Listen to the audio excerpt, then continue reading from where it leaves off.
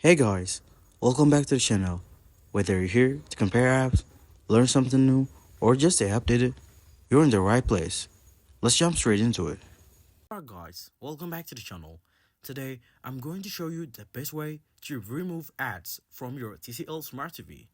Ads popping up can be annoying, but there are a few things you can do to reduce or block them for a cleaner view experience. First, try disabling personalized ads. Go to Settings, then Privacy or Smart Settings, and look for options like Ad Preference or Internet-based ads. Turn this off to limit targeted advertising.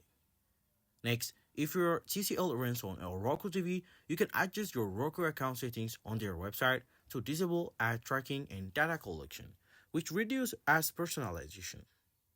Another tip is to limit your TV's internet access to ad service by setting up ad blocking on your home network or router.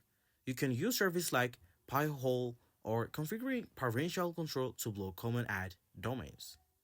Remember, some ads are built-in free streaming apps, so using paid subscription or ad-free version will also reduce interruption. And that's all. Thanks for watching.